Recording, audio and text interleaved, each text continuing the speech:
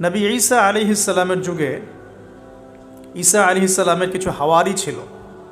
হাওয়ারি মানে হচ্ছে সাহাবী, মানে ঈসা আলাইহিস সালাম এর যে কাছের হাওয়ারি বা অনুসারী ছিলেন, তাদের মধ্যে দুজনকে তিনি প্রাচীন গ্রিকের, প্রাচীন বলতে বোঝাচ্ছি তৎকালীন সময়কার গ্রিকের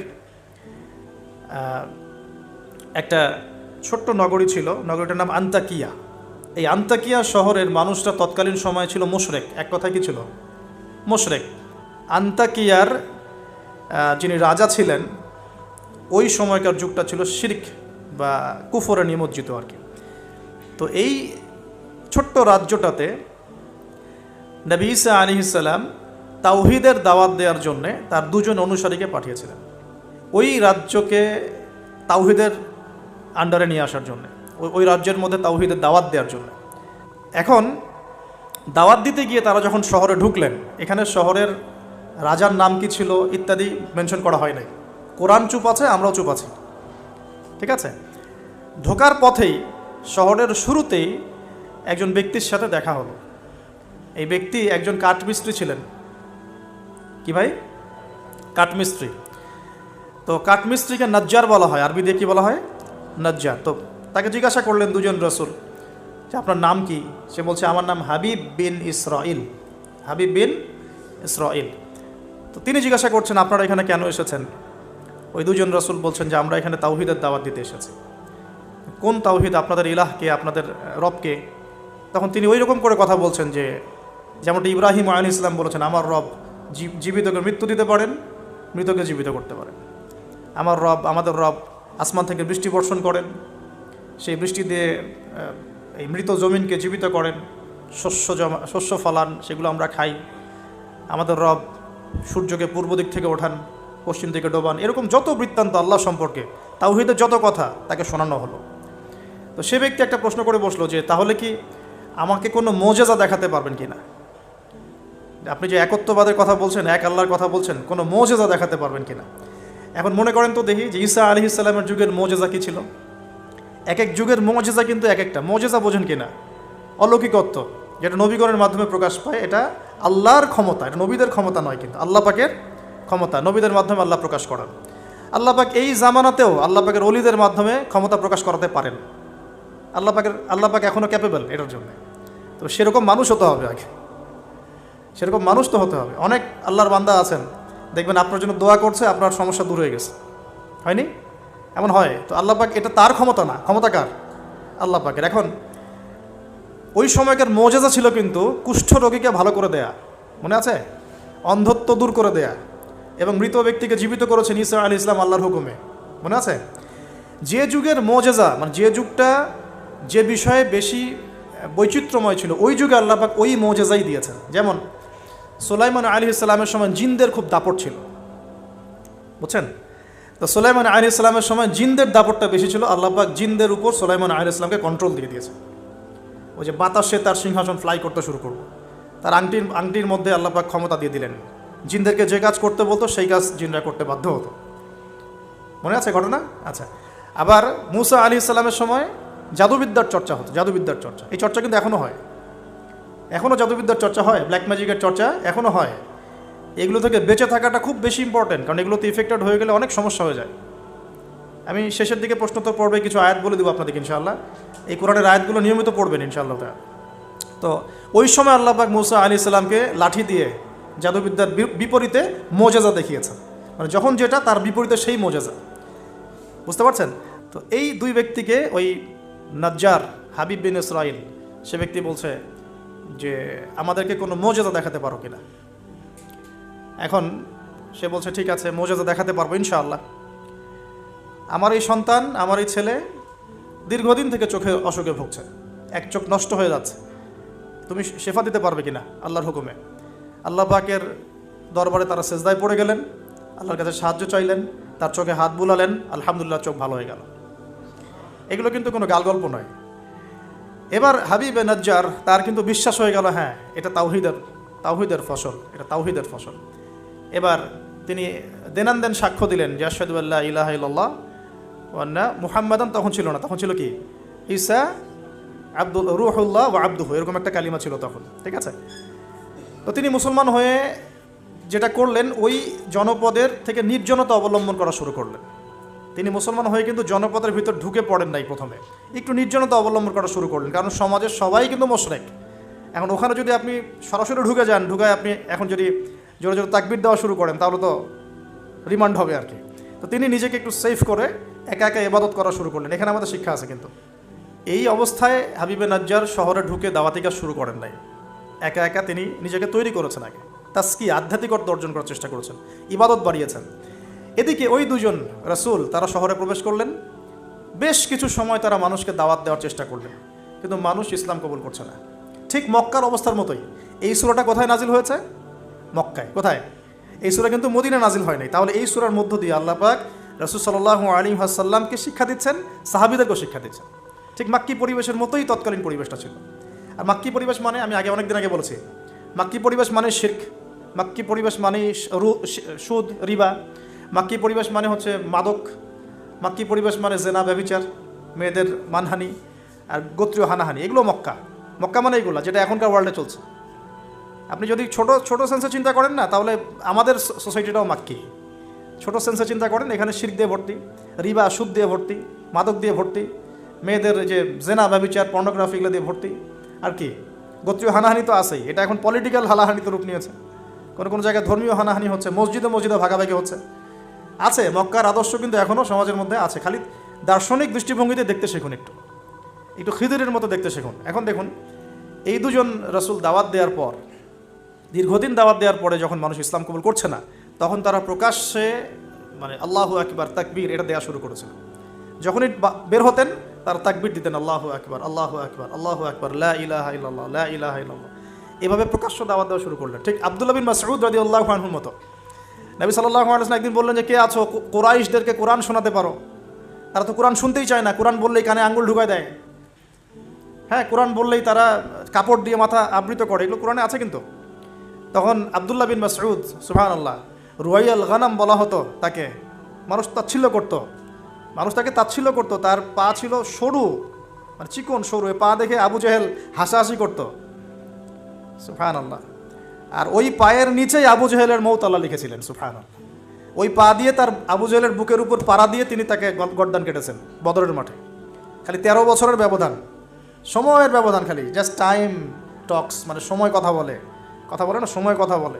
এই আব্দুল্লাহ বিন মাসউদ রাদিয়াল্লাহু আনহুর পায়ের তলেই আবু জেহেল আবার মারা গেছে। তো এই আব্দুল্লাহ বিন মাসউদ রাদিয়াল্লাহু আনহু বললেন যে, আমি শোনাবো কুরাইশদেরকে কোরআন ইনশাআল্লাহ। তারপর তিনি বের হয়ে কাবা ঘরের সামনে গিয়ে আর রহমান আল্লামাল কোরআন খালাকাল ইনসান এই তেলাওয়াত শুরু করলেন। বাস, মায়ের শুরু হলো। এখন যদি আপনি বের হয়ে সবার সামনে বলেন, আল্লাহর হুকুম ছাড়া কোনো হুকুম নাই, ইনিল হুকমু ইল্লা লিল্লাহ, আল্লাহর হুকুম ছাড়া কোনো হুকুম নাই, ওয়া মান লাম ইয়াহকুম বিমা আনজালাল্লাহু ফাউলাইকা হুমুল কাফিরুন, মায়ের একটা মাটিতে পড়বে? একটাও গায়েবই হয়ে যেতে পারেন আপনি, নাই আউট অফ হিস্ট্রি। আপনি আপনার কথা মানুষ ভুলেই যাইতে পারে, হয় না এমন? আর যদি জাতিসংঘে গিয়ে বলেন যে এর যত বেজ আছে সব শিরকের উপর আছে, সারা ওয়ার্ল্ডের মধ্যে শুধু ইসলামিক খেলাফা চলবে, তাহলে কি হবে? তো এই অবস্থা হয়েছে আব্দুল্লাহ বিন মাসউদ রাদিয়াল্লাহু আনহু। বেচারা মক্কায় গিয়ে কাবা ঘরের সামনে গিয়ে বলছে, লা ইলাহা ইল্লাল্লাহ, আল্লাহ ছাড়া কোনো মাবুদ নাই, আর রহমান আল্লামাল কোরআন খালাকাল ইনসান আল্লামাহুল বায়ান ফাবিআইয়ি আলাই রাব্বিকুমা তুকাযযিবান। বাস, আবু জেহেল, আবু লাহাব, উতবা, সাইবা সবগুলো মেরে মারা শুরু করেছে। তাহলে শিক্ষা হচ্ছে এগুলো সুন্নত। শিক্ষাটা কি? দিনের পথে যদি সত্যিকার কেউ ইফোর্ট দেয়, তাহলে এই জিনিসগুলো তার ভাগ্যে আসবে। এই নির্যাতন, নিপীড়ন বা অপদস্থতা তার ভাগ্যে আসবে। যাদের ভাগ্যে আসছে না, 100% বলতে পারবো যে সেটা সঠিক পথ নয়, 100%। হ্যাঁ, সঠিক পথের ডানে বামে আমরা চোরা রাস্তা খুঁজি তো, সঠিক ক, সঠিক খ, সঠিক গ, হ্যাঁ, সঠিক অল্প সঠিক, বেশি সঠিক, একটু বেশি সঠিক, মানে এরকম আর কি। সত্যিকার অর্থে ওই রকম সঠিক পথে গেলে এগুলো আসবেই। তো এটা একটা ফলসিফিকেশন টেস্ট, যাদের উপর এগুলো আসতেছে সন্দেহ নাই যে ইনশাআল্লাহ তারা সঠিক পথে আছে। তারা সারা দুনিয়া থাক না থাক, ওই ব্যক্তি সঠিক পথে আছে, না হলে তার উপরে এগুলো আসতো না। এখন যাই হোক, ওইদিকে যাচ্ছি না আমি। এখানে এই দুজন রাসূল সেম ভূমিকা পালন করলেন। ব্যাস, এবার রাজা তাকে গ্রেফতার করা শুরু করল। কোন রাজা? আন্তাকিয়া শহরের রাজা কিন্তু খ্রিস্টান ধর্মাবলম্বী ছিলেন। রাজা খ্রিস্টান ধর্মাবলম্বী ছিলেন না, খ্রিস্টান ধর্মাবলম্বী হওয়ার জন্য ঈসা আলাইহিস সালাম তাকে দাওয়াত দিচ্ছেন এই দুজন রাসূলের মাধ্যমে। তো রাজা তখন এই দুজন ব্যক্তিকে ধরে রেখে দিল। এই দুজন ব্যক্তির নাম এক একটা কিতাবে এক এক রকম এসেছে। আমি 3টা নাম পেয়েছি আর কি। একটা হচ্ছে, প্রথম ব্যক্তির নাম ছিল ইউহান্না, হ্যাঁ। দ্বিতীয় ব্যক্তির নাম ছিল রাসূল, কিন্তু তারা মানে কার রাসূল? ঈসা আলাইহিস সালামের প্রেরিত দূত। এই দূত অর্থে বলছে রাসূল। একজনের নাম ছিল বাউলাস, একজনের নাম হচ্ছে ইউহান্না, একজনের নাম কি ছিল? বাউলাস। আর অন্য একটা বর্ণনা আসছে যে একজনের নাম ছিল সাদেক, আর একজনের নাম ছিল মাসদুক। একজনের নাম সাদেক, একজনের নাম মাসদুক। আচ্ছা, এই দুজন এখন গ্রেফতার। তো এবার তাদেরকে রেখে দেওয়া হয়েছে। ঈসা আলাইহিস সালাম আরও একজন ব্যক্তিকে তাদের সাহায্যের জন্য পাঠালেন। এটাই হলো কোরআনের এই আয়াতটা, যে ওয়াদরিব লাহুম মাসালান আসহাবাল ক্বরিয়া ইয জাআহাল মুরসালুন ইয আরসালনা ইলাইহিম ইসনাইন ফাকাযযাবুহুমা ফাআজ্জাজনা বিসালিস। যখন তাদের দুইজনকে অস্বীকার করা হলো, আমি আরও একজনকে পাঠালাম। এই আরও একজনের নাম হচ্ছে আপনার শামউন। কি নাম? শামউন। এই শামউন ছিল খুবই বিচক্ষণ। এখান থেকে আমাদের শিক্ষা আছে একটা, যারা দাওয়াতি কাজ করতে চান, দিন নিয়ে চলতে চান, দিন প্রচার করতে চান, বা দিন নিয়ে বড় স্বপ্ন দেখেন, এই শামউনের মধ্যে শিক্ষা আছে। কীরকম শিক্ষা? এই শামউন গিয়ে সরাসরি তাদেরকে বলল না যে আমি ও দুজনকে বাঁচাতে আসছি, বরং শামউন নিজের পরিচয় গোপন করে ফেলছে। শামউন নিজের পরিচয় গোপন করে সে অর্ডিনারি মানুষের রূপে সমাজে মেলামেশা শুরু করলো। সে মোটামুটি একটা ছদ্মবেশ ধারণ করেছে আর কি। এবং আস্তে আস্তে আস্তে আস্তে রাজার ঘনিষ্ঠ মানুষদের সাথে তার একটা সম্পর্ক তৈরি হয়েছে। এমনও বহু মানুষ কিন্তু এখন সমাজের মধ্যে আছে না? সরাসরি ইমান জানান দিতে পারে না, কিন্তু ভিতরে ভিতরে ইসলামকে সমর্থন করে, আছে না? আমাদের প্রতিটা ডিপার্টমেন্টে এমন ভাই বোন আছে কিন্তু, যারা ইসলামকে মন থেকে সাপোর্ট করে, কিন্তু হয়তো চাকরির ভয়, এটার ভয় মানে এক্সপোজ করতে পারে না। তো প্রথমত সে সেভাবে নিজেকে গুটিয়ে নিল। এক পর্যায়ে রাজার কাছে তার নাম ছড়িয়ে পড়লো। সে একদিকে তাদের সাথে মেশে, আরেকদিকে সে আল্লাহর কাছে দোয়া করে, নামাজ পড়ে, সেজদা করে। সে কিন্তু একজন আধ্যাত্মিক গুণে গুণান্বিত মানুষ। এক পর্যায়ে রাজার দৃষ্টি আকর্ষিত হলো তার প্রতি। ওই যে ইউসুফ আলাইহিস সালামের প্রতি রাজার দৃষ্টি আকর্ষিত হয়েছিল না? স্বপ্নের ব্যাখ্যা কেউ দিতে পারে না, ইউসুফ দিয়ে দিলেন। 7 বছর দুর্ভিক্ষ হবে, ওকে আমার কাছে নিয়ে আসো, ওকে আমার কাছে নিয়ে আসো, ওকে আমার কাছে নিয়ে আসো, আমি তাকে আমার নিকটস্থ কাছের মানুষ বানিয়ে দিব। তো রাজা বা শাসক যদি সৎ হন, মনের মধ্যে যদি সততা থাকে না, তিনি খুঁজে বের করতে পারবেন কার দ্বারা আসলে জাতির খেদমত হওয়া সম্ভব। এটা দায়িত্ব তাদের খুঁজে বের করা, যে কোন কোন মানুষদেরকে কাছে নিয়ে আসলে দেশের বা জাতির খেদমত হবে। এই সৎ সাহস তো সবাই দেখাতে পারে না। এখন এই ব্যক্তি, এই রাজা মোটামুটি এদিক থেকে বিচক্ষণ ছিল। সে এই শামউনকে কাছাকাছি নিয়ে আসলো, নিয়ে এসে বললো যে তোমার সব কথাবার্তা আমার কাছে খুব ভালো মনে হয়, তোমার জ্ঞানতাত্ত্বিক কথাবার্তাগুলো তুমি বলো, এগুলো খুব ভালো মনে হয়, তো তুমি আমার কি উপকার করতে পারো? তো শামউন বলছে যে আমি শুনেছি যে আপনার জেলখানায় 2জন ব্যক্তি আছে। কোন 2জন? আগে দুজন গ্রেপ্তার। তো তাদের ব্যাপারে আপনার কি মন্তব্য? আমার মন্তব্য, আমি আসলে ভাবার সময় পাইনি তাদেরকে নিয়ে, রাজা খুব ব্যস্ত ছিল। তাকে আমার কাছে নিয়ে আসেন, আমি কিছু কথা বলতে চাই তাদের সাথে। শামউনের কথা শুনে রাজা নিয়ে আসলেন তাদের 2জনকে। এবার কৌশলে শামউন এই 2জন ব্যক্তির মধ্য দিয়ে রাজাকে দাওয়াত দিচ্ছে। শামউন কৌশলে এই 2 ব্যক্তির মাধ্যমে রাজাকে দাওয়াত দিচ্ছে। শামউন এদেরকে বলছে যে তোমরা কোন আল্লাহর ইবাদত করো, কোন আল্লাহর কথা বলছো? আমাদের এখানে তো এমন কোনো আল্লাহ নাই। তখন তারা আবার ব্যাখ্যা দিচ্ছে, আমরা সেই আল্লাহর কথা বলি যে আল্লাহ ছাড়া কোনো ইলাহ নাই, যিনি আসমান থেকে বৃষ্টি বর্ষণ করেন, যিনি মৃতকে জীবিত করেন, ইত্যাদি ইত্যাদি। তাওহীদের সব কথা তারা বলা শুরু করলেন, এবং রাজা কিন্তু শুনছে। শোনার মাধ্যমকে শামউন নিজে। তাহলে এখানে আমাদের শিক্ষা আছে না? তা আপনারা একটু ইসলামের পথে আসলেই সমাজ থেকে ডিসকানেক্টেড হতে চান কেন? সমাজের মধ্যেই থাকতে হবে। সমাজের মধ্যে থেকেই আপনি সমাজের ভিতরে ইসলাম ছড়িয়ে দিবেন ইনশাআল্লাহ। ঠিক আছে? ইনশাআল্লাহ একদিন সমাজ পরিবর্তন হবে। আমরা যদি সমাজ থেকে ডিসকানেক্টেড হয়ে যাই, তাহলে তো সমাজ নষ্ট হয়ে যাবে। তো দেখুন, অনেক যুবক ছেলে আমাদেরকে বলে, ভাইয়া নামাজ পড়তাম না, এখন নামাজ পড়ি, এখন বিসিএস পরীক্ষা দিব না ভাবছি। কেন দিবেন না? ওর সাথে কী সম্পর্ক? ওর সাথে কী শত্রুতা? আপনি আরও বড় বড় পোস্টে যান, মানুষকে তাওহীদের দাওয়াত দেন, তাওহীদ প্রতিষ্ঠার চেষ্টা করেন। আল্লাহ হেফাজত করুন, আল্লাহ তৌফিক দান করুন। এখন এই শামউনের থ্রু দিয়ে এই 2 ব্যক্তি রাজাকে দাওয়াত দিলেন, মাশাআল্লাহ। এবার রাজা জিজ্ঞাসা করছে যে কোনো মোজেজা আছে নাকি, কোনো অলৌকিকত্ব দেখাতে পারবে? আমরা যে আল্লাহর ইবাদত করি, মাঝে মাঝে কিন্তু জিনের উপাসনা করলে কিছু অলৌকিকত্ব দেখা যায়। অলৌকিকত্ব না, মানে ভেলকিবাজি দেখানো যায় আর কি। দেখবেন জিনতাত্ত্বিক যারা চর্চা করে, দেখবেন ভেলকি দেখায় মানুষকে। আপনি কোনো কবিরাজের কাছে গিয়েছেন, আপনাকে বলে দিবে যে 2 বছর আগে তুই এটা করছিলি না, এরকম কিন্তু বলে দেবে। আপনাকে ধাক্কা লাগলো যে হ্যাঁ তাই তো, আমার তেমন হয়েছে। আসলে ও যে জিনের উপাসনা করে, ওই জিন আপনার যে কারিন আছে এর সাথে কানেকশন ফিক্স করে আর কি। কারণ আপনার জিন ফিউচার জানে না, কিন্তু আপনার জিন তো আপনার হিস্ট্রি জানে। আপনার জিন আপনার হিস্ট্রি জানে। তো তো তখন আপনার কাছে মনে হলো হ্যাঁ তাই তো, আমি তো অমুক দিন অমুক মেয়ের জন্য দাঁড়াইছিলাম ওইখানে। আচ্ছা ঠিক আছে। এখন সে বলল যে হ্যাঁ আমরা মৌজাদা দেখাবো ইনশাআল্লাহ। কি মৌজাদা? 7 দিন আগে একটা বাচ্চা ওই ওই রাজ দরবারে মারা গেছে। কয়দিন আগে? দাফন হয়নি এখনো, 7 দিন আগে মারা গেছে, লাশ সংস্কার হয়নি, লাশের অবস্থাও ভালো না। এখন এই দুই ব্যক্তি আল্লাহর কাছে দোয়া করলেন, আল্লাহ আজকে যদি তুমি মৌজাদা আমাদের হাত দিয়ে আমাদের মাধ্যমে দেখাও, ইনশাআল্লাহ এরা তাওহীদের উপর চলে আসবে। তো আল্লাহ রাব্বুল আলামিন মুআজিজা দেখালেন, ওই 7 দিনের মৃত বাচ্চা জীবিত হয়ে উঠল। এবার জীবিত হয়ে সে বলে উঠল যে আমি আসমানে দেখেছি, এই বাচ্চা বলছে এবার, আমি আসমানে দেখেছি একজন সুন্দর মানে চুলের বর্ণনা দেওয়া হয়েছে যে আমরা যেটাকে সিল্কি চুল বলি আর কি, লম্বা কাত পর্যন্ত সিল্কি চুলওয়ালা একজন মানুষ, একজন ব্যক্তি 3 জনের জন্যে আল্লাহর কাছে দোয়া করছে। কয়জনের জন্যে? তার মানে সে মেবি ঈসা আলাইহিস সালামের দিদার পেয়েছে, মেবি, আল্লাহ ভালো জানেন, এটা বারজাক। এখন রাজা এবার হকচকিয়ে গেল, 3 জনকে কে? আমরা তো 2 জন জানি, 3 জনকে? তখন ওই ব্যক্তি বলছে শামউন একজন, এই ব্যক্তি একজন। তখন শামউন দেখলেন যে রাজার এর উপর বেশ প্রতিক্রিয়া সৃষ্টি হয়েছে কথার উপরে। তখন শামউন আরও বড় চাপ দিল এই 2 জনকে যে না, তোমাদের এটা হয়তো কোনো জাদু হতে পারে। শামউন, তোমাদের কোনো জাদু হতে পারে, আমাদের এই রাজার এক মেয়ে মারা গেছেন, তোমরা পারলে তাকে জীবিত করে দেখাও দেখি। এবার তারা 2জন আবার সেজদায় পড়ে গেলেন, আল্লাহর কাছে দোয়া করলেন। আল্লাহ রাব্বুল আলামিন ওই রাজার দীর্ঘদিন আগে মৃত্যুবরণকারী একজন মেয়ে, তাকে কবর থেকে জীবিত করে তুলে দিলেন। এই মেয়ে একই কথা বলছে যে আমরা দেখেছি এই 3 জনের জন্য একজন ব্যক্তি আল্লাহর কাছে দোয়া করছে। এবার মাশাআল্লাহ মুআজিজা প্রকাশ পেয়ে গেল।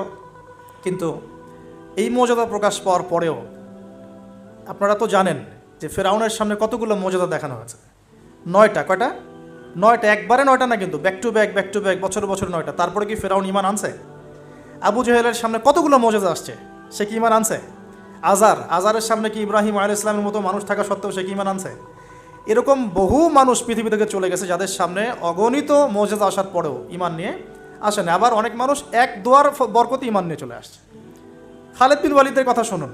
খালিদ বিন ওয়ালিদ রাদিয়াল্লাহু আনহু উহুদে যুদ্ধ করেছেন ইসলামের এগেনস্টে। যখন নবী সাল্লাল্লাহু আলাইহি ওয়াসাল্লাম বিদায় হজের আগে যখন তিনি ওমরা করেছেন, বিদায়ের ওমরা হজটা কাজা করেছেন, ওই সময় তিনি এসে শুধু একটা চিরকুট লিখে দিয়েছিলেন যে যদি খালিদ মুসলমান হতো তাহলে তার জন্য কতই না ভালো হতো। এটাও বলেননি খালিদ আসো ইসলাম কবুল করো, তোমার আগের সব গুনাহ মাফ হয়ে যাবে, এতটুকু বলেন নাই। নবীজি বলেছেন, খালি চিরকুটে লিখে দিয়েছেন যে যদি খালিদ ইসলাম কবুল করতো তাহলে কতই না ভালো হতো। এই একটা কথাই তার মনে এমন দাগ কেটেছে, তিনি নিজে গিয়ে মদিনা ইসলাম কবুল করে আসছেন।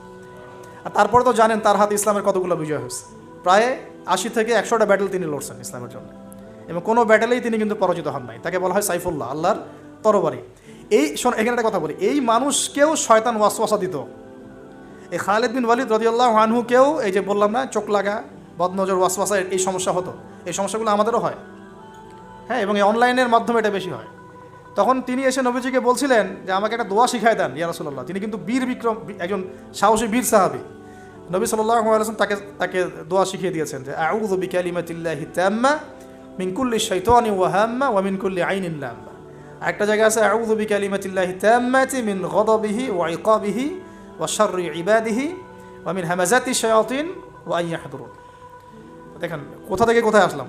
হ্যাঁ, এই যে মুআজিজা দেখার পরেও তো বহু রাষ্ট্রপ্রধান ইসলাম কবুল করে না, করেছে?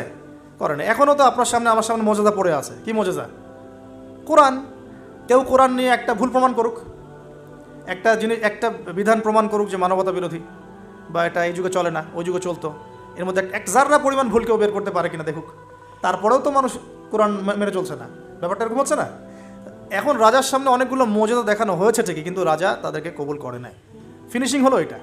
এবার এই 3 জনকে শাস্তি দেওয়া হবে। শামউনের আসল রূপ তো প্রকাশ পেয়ে গেছে। এবার শামউনের কি আসল রূপ প্রকাশ পেয়ে গেছে। এবার 3 জনকে শাস্তি দেওয়ার প্ল্যান করা হয়েছে। তখন তারা আল্লাহর কাছে দোয়া করলেন যে আল্লাহ আমাদেরকে এই জালেমের জুলুম থেকে আল্লাহ হেফাজত করুন। তো তাদেরকে আটকে রাখা হয়েছে, পাথর নিক্ষেপ করে হত্যা করা হবে, এটা হচ্ছে রায় ওদের। ওই সময়কার রায়গুলো এমন ছিল, রজম করে হত্যা করা হবে, বা বড় বড় কিছু গাভী ছিল ওদের, সোনার দিয়ে তৈরি বা পিতল দিয়ে তৈরি, এর ভিতরে মানুষকে ঢুকিয়ে নিজ দিয়ে আগুন জ্বালিয়ে দেওয়া হতো। চিন্তা করতে পারেন। তারপরে শুলদণ্ড ছিল, পিছনের রাস্তা দিয়ে লোহা আছে না, পেঁচানো লোহা বাকিয়ে ঢুকিয়ে মাথার মগজ দিয়ে বের করে দেওয়া হতো। এগুলো ছিল শুলদণ্ড। একজন সাহাবী খুবাইব রাদিয়াল্লাহু আনহুকে এইভাবে দণ্ড দিয়ে হত্যা করা হয়েছে, নাউযুবিল্লাহ। সুবহানাল্লাহ। আল্লাহ পাক তাকে জান্নাতের শীর্ষ মর্যাদা দান করুন, দোয়া করে। তো এবং তিনি ওই যে বলেছিলেন ইন্তেকালের আগে, লাস্তু উবালি হিনা উকতালু মুসলিমান আলা আই জামবিন কানা লিল্লাহি মাসরাই। উনাকে বলা হচ্ছিল যে তোমার জায়গায় মুহাম্মদ সাল্লাল্লাহু আলাইহি সাল্লামের যদি নখ কেটে ফেলি তুমি কি মুক্তি নিবা? তো তখন তিনি বলেছিলেন যে লাস্তু উবালি হিনা উকতালু মুসলিমান, আমি কোনো পরোয়াই করি না যখন আমাকে মুসলমান রূপে শহীদ করা হচ্ছে। আলা আই জামবিন কানা লিল্লাহি মাসরাই, আমাকে যেদিকেই পাশ ফেরানো হোক না কেন সেটা আল্লাহর জন্যই। ওয়াযালিকা লিল্লাহি ওয়া ইয়াশা, তিনি এমন একজন ইলাহ যিনি চাইলে ইউবারিকা আলা ফি কুল্লি শিলউইন মুমাজ্জা, তিনি আমার প্রত্যেকটা গোস্তের টুকরায় হাড্ডিতে বরকত দিতে পারেন। তো এই সাহাবীর ইন্তেকালের খবর মদিনায় পৌঁছে যায়। এটা পড়ে নিয়েন, এটা রাজির ঘটনা, রাজির ঘটনার মধ্যে পাবেন। সিরাত অবশ্যই পড়বেন, আর আমার জন্য দোয়া করবেন যে আমি চেষ্টা করছি আগামী বইমেলা আসার আগেই সিরাতের উপর একটা অনবদ্য কিতাব লেখার জন্য। আল্লাহ পাক তৌফিক দান করুন। সমস্ত সিরাতের বইগুলোকে একত্রিত করে, এবং আমার টুকটাক কিছু গবেষণা আছে ভাঙাচুরা, সহজ সাধ্যভাবে যাতে ইয়াং জেনারেশন খুব সহজে বুঝতে পারেন সিরাটাকে, একটা মোটামুটি 500-1000 পৃষ্ঠা একটা বই আসবে ইনশাআল্লাহ আজ্জা ওয়া জাল্লা। আল্লাহ পাক তৌফিক দান করে নেন। তো অনেকে অনেক টপিকের কথা বলেছিলেন আমাকে যে এটা নিয়ে লিখেন, এটা নিয়ে লিখেন, বা এটা নিয়ে লিখেন, বা আখিরুজ্জামান নিয়ে লিখেন, ঠিক আছে? তো আমি বললাম যে না, আগে রাসূল সাল্লাল্লাহু আলাইহি ওয়াসাল্লামের বরকত দিয়ে শুরু হবে ইনশাআল্লাহ। আল্লাহ নবীর বরকত যার কপালে নসিব হবে ইনশাআল্লাহ তার ফিউচারটা ভালো হবে। তো আল্লাহ পাক আমাদেরকে সহজ করুন, তৌফিক দান করুন। এখন এখানে এই তিনজনকে আটকে রাখার পর যেটা বলছিলাম, এবার তাদেরকে পাথর নিক্ষেপ করে হত্যা করার কথা বলা হয়েছে। আর তারা এখানে আল্লাহর কাছে দোয়া করছেন। এর ফলশ্রুতিতে ওই রাজ্যের মধ্যে দেন দুর্ভিক্ষ শুরু হয়ে গেল। কী হলো ভাই? একদম দুর্ভিক্ষ। ওয়ার্ল্ড কি আসতেছে দুর্ভিক্ষের দিকে? আসতেছে, সবর করেন। তো এখন আমি একটা লেকচারে বলেছিলাম যে এই ইকোনমিক স্যাংশন বা ইকোনমিক ইনফ্লুয়েশন যেগুলো হয়, এগুলো থেকে বাঁচার জন্য সূরা ইউসুফের মধ্যে একটা হেদায়েত আছে। ওই সূরা ইউসুফ আলাইহিস সালামের 7 বছর মেয়াদি যে পরিকল্পনা, ওই পরিকল্পনা যদি কেউ বাস্তবায়ন করে কোনো রাষ্ট্রে দুর্ভিক্ষ হবে না ইনশাল্লাহ। যদি হয়ও, আল্লাহর হুকুমে যদি হয়ও, ইনশাল্লাহ জনগণ না খেয়ে মরবে না। ওই 7 বছরের মেগা পরিকল্পনা কি সেটা একটু সূরা ইউসুফ ঘাটে দেখেন। তার মূল জিনিসটাই হচ্ছে অপচয় নষ্ট করা, অপচয়টাকে রোধ করা। অপচয় নষ্ট করা না, মানে অপচয়কে রোধ করা, সমস্ত রকম অনিয়ম বন্ধ করা, এবং ফিউচারের জন্যে খাবার এবং সম্পদগুলো সঞ্চয় করতে থাকা। যেমন আমরা কিন্তু অনেক অপচয় করি, খাবার নষ্ট করি, গ্যাস নষ্ট করি, তেল নষ্ট করি, নষ্ট করি, কিন্তু আবার প্রয়োজনের চেয়ে বেশি ব্যবহার করি। আবার দেখা যায় যে অনেক প্রকল্প হাতে নিচ্ছি কিন্তু পুরোপুরি বাস্তবায়িত হচ্ছে না, দুর্নীতি হচ্ছে, ইত্যাদি ইত্যাদি। এগুলোকে যদি বন্ধ করা যায়, আপনি ইন ফিউচার একটা জাতির ইকোনমিক বিষয়টা সাস্টেইন করতে পারবেন ইনশাআল্লাহ। তো আমি ইকোনমিক্স নিয়ে অন্য একদিন ইনশাআল্লাহ কোনো একটা সেমিনার করবো ইনশাআল্লাহ তাআলা। আজকে বলছি এতটুকু যে ইউসুফ আলাইহিস সালামের অর্থনৈতিক যে মেগা পরিকল্পনা 7 বছর, এটা যে নিতে পারবে, যে সমাজ, যে রাষ্ট্র গেইন করবে ইনশাআল্লাহ, সাকসেস। এই জিনিসগুলো আমাদের ঊর্ধ্বতন কর্তৃপক্ষদেরকে বোঝানো উচিত, দাওয়াতটা পৌঁছানো উচিত। হয়তো বা তারা জানেন না, এমন হতে পারে যে তাদেরকে যুগের সাথে তাল মিলিয়ে কেউ বোঝাতে পারেনি এখন পর্যন্ত, এমন হতে পারে। এই জন্য আমরা সবার প্রতি আমভাবে দাওয়াতের নসিহত করব, কারোর প্রতি আমরা কোনো শত্রুতা পোষণ করতে যাব না। কারণ আমাদের সমাজের এই মানুষগুলো কিন্তু আমাদেরই ভাই, আমাদেরই বোন, আমরাই। তো হয়তো কেউ হেদায়েত পেয়েছে, কেউ পায় নাই, কেউ বুঝে আসছে, কেউ আসে নাই, ইত্যাদি। এখন এই মানুষগুলো দোয়া করছেন তিনজন, এইভাবে বলছি, ইউহান্না, বাউলাস এবং শামউন, হ্যাঁ, অথবা অন্য বর্ণনা আসছে সাদেক, মাসদুক এবং শামউন। তারা দোয়া করছেন, এদিকে দুর্ভিক্ষ চলছে। এখন জনগণ তাকে বলা শুরু করলো যে ইন্না তাতায়্যারনা বিকুম, তোমাদেরকে আমরা এখন অশুভ মনে করা শুরু করেছি, তোমাদেরকে আমরা অশুভ, অলক্ষণ মনে করছি। সূরা ইয়াসিন পড়ে দেখেন, আমরা তোমাদেরকে অলক্ষ্য বলি না, কুলক্ষণ, অলক্ষণে, এরকম কথা বলি না, তোমাদেরকে আমরা এখন অলক্ষণে মনে করছি। যদি তোমরা তোমাদের এই দাওয়াত বন্ধ না করো, আমরা তোমাদেরকে রজম করে হত্যা করো। এবার রজমের প্রিপারেশন নেওয়া হচ্ছে। এবার সেই ঘটনা, ওয়াজা মিন আকসাল মাদিনাতি রাজুলুন ইয়াসআ। এবার ওই মদিনা মানে কিন্তু নগর, মদিনা মানে একটা শহর, মদিনা মানে ওই শহরের দূরবর্তী একটা জায়গা থেকে, দূরবর্তী জায়গা মানে কোনটা? ঢোকার এন্ট্রেন্সটা, ওই যে হাবিবা নাজ্জার, মনে আছে? ওয়াজা মিন আকসাল মাদিনাতি রাজুলুন ইয়াসআ, একজন ব্যক্তি দৌড়ে আসলো, ইয়াসআ মানে দৌড়ে আসলো, ইয়াসআ ক্বালা ইয়া কওমি ইত্তাবিউল মুরসালিন, দৌড়ে এসে তখন তার ওই ব্যক্তি কওমকে বলছে, হে আমার কওম, এই রাসূলদের অনুসরণ করো।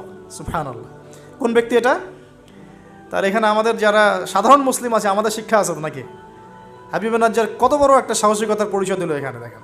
সে দৌড়ে এসে যখন শুনতে পারলো যে ওই রাসূলদেরকে হত্যা করার প্রিপারেশন নেওয়া হয়েছে, দৌড়ে এসে কওমকে বলছে, হে আমার পুরো কওম, তোমরা রাসূলকে অনুসরণ করো।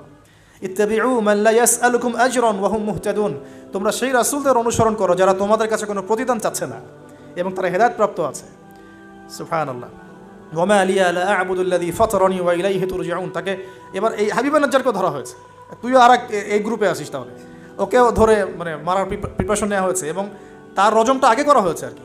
এই তাফসীর বলছে যে এই রজমটা আগে করা হয়েছে, শেষ পর্যন্ত এই রাসূলদেরকে হত্যা করা হয়েছে কিনা এটা আমি স্পষ্ট করে পাইনি, কিন্তু এই হাবিবে নাজ্জারকে যে হত্যা করা হয়েছে এটা স্পষ্ট করে পেয়েছে, একদম স্পষ্ট করে জালালাইনে আসছে এই জিনিসটা। এখন এই তাকে ধরা হলো, তুই তাদের গ্রুপের মধ্যে একজন। তো সে বলছে, ওয়া মা লিয়া লা আ'বুদুল্লাযী ফাতারানি ওয়া ইলাইহি তুরজাউন, আমি কেন আল্লাহর ইবাদত করব না? তার অ্যান্সারটা এরকম, আমি কেন আল্লাহর ইবাদত করব না যে আল্লাহ আমাকে এভাবে সৃষ্টি করেছেন এবং তার কাছে আমাকে ফিরে যেতে হবে? কোন লজিকে আমি তার ইবাদত করব না? মানে তাওহীদের যত রকম সংজ্ঞা তিনি শেখালেন, বললেন, বুঝালেন, মানুষ বুঝতে চাইল না। এবার তাকে রজম করা হচ্ছে এবং সুবহানাল্লাহ, ওয়া মা লিয়া লা আ'বুদুল্লাযী ফাতারানি ওয়া ইলাইহি তুরজাউন আ'তাখিযু মিন দুনিহি আলিহা ইন ইউরিদনি আর-রাহমানু বিদুররিন লা তুগনি আন্নী শাফাআতুহুম শাইআ ওয়া লা ইউনকিযুন ইন্নী ইযাল লাফি দালালিম মুবিন। তিনি বলছেন যে আল্লাহ আমাকে সৃষ্টি করেছেন সে আল্লাহর আমি ইবাদত না করে আমি কার ইবাদত করব? আল্লাহ রাব্বুল আলামিন যদি আমাকে কোনো কল্যাণ করতে চান কেউ ঠেকাতে পারবে না, আল্লাহ পাক যদি কোনো অকল্যাণ করতে চান কেউ আমাকে বাঁচাতে পারবে না। আর আমি যদি এই তাওহীদ জানার পরেও শিরকে যাই তাহলে আমি স্পষ্ট বিভ্রান্তির মধ্যে থাকবো। তার লজিকগুলো কত চমৎকার। এবার তাকে হত্যা করা হচ্ছে আর কি। হ্যাঁ, সুবহানাল্লাহ। ইন্নী ইযাল লাফি দালালিম মুবিন ইন্নী আমানতু বিরাব্বিকুম ফাসমাউন। সে বলছে, ইন্নী আমানতু বিরাব্বিকুম ফাসমাউন, তোমরা আমাকে হত্যা করছো কিন্তু জেনে রাখো যে আমি, তোমরা শুনে রাখো, জেনে রাখো না, ফাসমাউন তোমরা শুনে রাখো, তোমরা আমাকে হত্যা করছো করো কিন্তু শুনে রাখো যে আমি ঈমান এনেছি আমার রব এবং তোমাদের সবার রবের প্রতি। আমি তোমাদের এইসব তন্ত্রমন্ত্র, শিরিক, কুফর এসবে বিশ্বাস করি না। এবং এই রজমে যখন তার মৃত্যু হয়ে যায় বলা হচ্ছে যে মৃত্যুর আগেই অথবা মৃত্যুর সময় তাকে আল্লাহ রাব্বুল আলামিন তার জান্নাতের ঘরটা দেখালেন। সুবহান। এবং তাকে বলা হচ্ছে যে, হ্যাঁ একটা কি উস্তাদ, কিলা দুখুলিল জান্নাহ, তাকে বলা কিলা দুখুলিল জান্নাহ, তাকে বলা হলো ও দুখুলুল জান্নাহ, জান্নাতে ঢুকো, প্রবেশ করো। কিলা দুখুলিল জান্নাতা, সুবহানাল্লাহ, কিলা দুখুলিল জান্নাহ। আমি এই জায়গাটা আসলে খুব ইমোশনাল হয়ে যায় আর কি, আর আমি এই জায়গাটা পড়তেছি কদিন থেকে। কিলা দুখুলিল জান্নাহ ক্বালা ইয়া লাইতা কওমি ইয়ালামুন, সুবহানাল্লাহ, ক্বালা ইয়া লাইতা কওমি ইয়ালামুন, তখন যে বলছে হায় আমার জনপদ, হায় আমার কওম, যদি তারা জানতো, যদি তারা বুঝতো যে আল্লাহ পাক আমাকে কি পরিমাণ নিয়ামত দিয়েছেন, কোন জান্নাতে আমি আছি, এইটা যদি আমার জনগণ বুঝতো তাহলে সবাই ঈমান নিয়ে আসতো। দেখেন কোরআনে এই ব্যক্তির নাম উল্লেখ করা হয় নাই। ওয়াজা মিন আকসাল মাদিনাতি রাজুলুন, ওয়াজা মিন আকসাল মাদিনাতি রাজুলুন, মানে দূরবর্তী জায়গা থেকে একজন লোক ছুটে আসছে। কে সেই লোক আল্লাহর কাছে এটা বড় কথা নয়, মানে নামটা কি সেটা বড় কথা নয়, তার আকীদাটা কি, তার আমলটা কি, তার তাওহীদটা কি, এটা সবচেয়ে বড় কথা। তো এখন এই হাবিবে নাজ্জারের এই শাহাদাত হয়ে গেল এবং আন্তাকিয়াবাসীর উপরে এবার কি হলো আল্লাহ পাক সেটাও বলছেন। তাওহীদের স্পষ্ট দাওয়াত পাওয়ার পর যখন তারা স্বীকার করলো না, তারা আবু জেহেলের মতো আচরণ করলো, আবু লাহাবের মতো আচরণ করলো, উতবা সাহেবার মতো আচরণ করলো, ওই ফেরাউন নমরুদ তাদের মতো আচরণ করলো। হিস্ট্রি কিন্তু একই, সব একই জনপদে ঘুরছে গেলে। এই মুশরিকদের মতো আচরণ যখন অব্যাহত থাকলো, আল্লাহ পাক বলছেন যে আমি তাদের উপরে কোনো বড় সেনাবাহিনী পাঠাই নাই, আমি তাদের উপরে কোনো বড় সেনাবাহিনী পাঠাই নাই, কোনো বাহিনী নাজিলও করি নাই, শুধু ছিল এটা সাইহাতান ওয়াহিদা, একটা মাত্র বড় বিকট চিৎকার। ইন কানাত ইল্লা সাইহাতান ওয়াহিদা, শুধুমাত্র একটা বজ্রনিনাদ, প্রচণ্ড শব্দে আল্লাহ পাক পুরো কওমকে ধ্বংস করে রেখে দিলেন।